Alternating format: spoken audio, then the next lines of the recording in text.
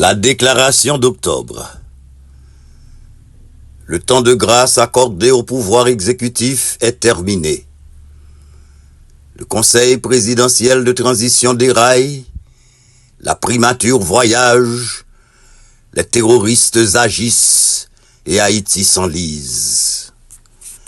Après le massacre de paisibles citoyens au pont-sondé dans l'Artibonite, l'attaque spectaculaire à l'Hérogan dans l'Ouest et que sais-je encore, je ne me ferai pas complice dans un silence éloquent de l'efficacité remarquable des autorités politiques plus enclines à préserver leurs privilèges de fonction qu'à protéger une population en détresse sous les assauts répétés de bandes armées connues et identifiées.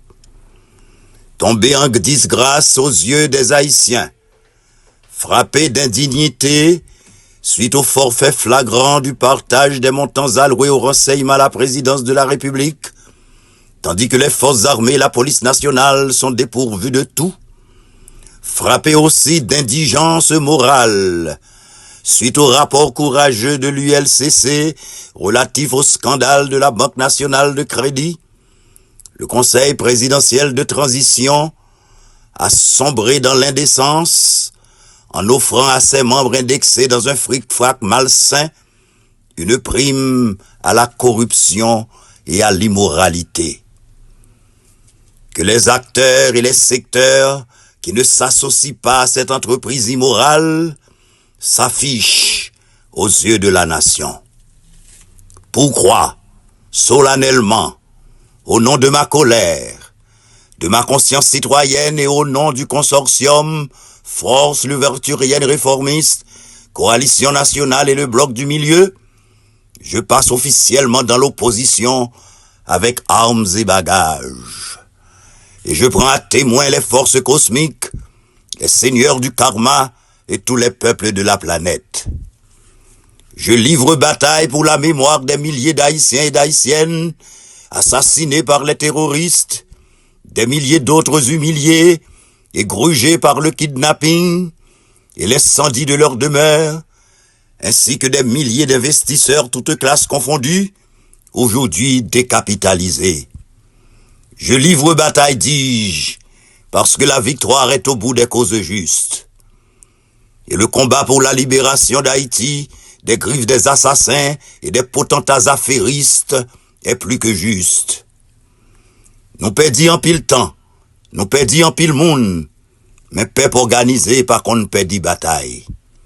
Jeunesse là désespérée, investisseurs yo ap monter le ciel pas d'eau, peuple là tourné on juif errant k'ap couri par-ci par-là, en bas coup de zam terroriste bandit, en bas boulger, on pile autorité k'ap polosé, sous podo choual papa l'État. Nous fout bouquet à tort. J'invite humblement tous les secteurs de la vie nationale, les compatriotes de l'intérieur et de la diaspora, à rejoindre le camp patriotique pour que cesse la descente aux enfers de notre Haïti chéri et que renaisse l'espoir en des lendemains meilleurs sur cette terre sacrée, accueillante et humaniste.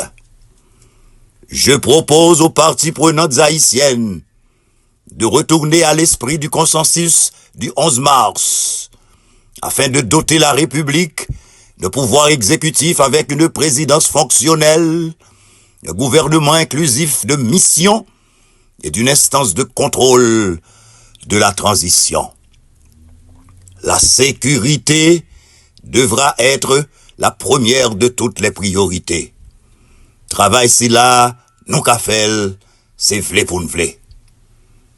Toute tentative de maintenir le statu quo ne peut déboucher que sur une insurrection populaire dont l'issue reste la grande inconnue.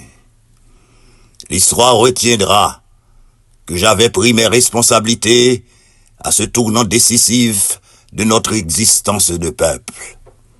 Et vous, ensemble, maintenant. Haïti, ce 6 octobre 2024, Dr Emmanuel Ménard, président de la Force Louverturienne Réformiste.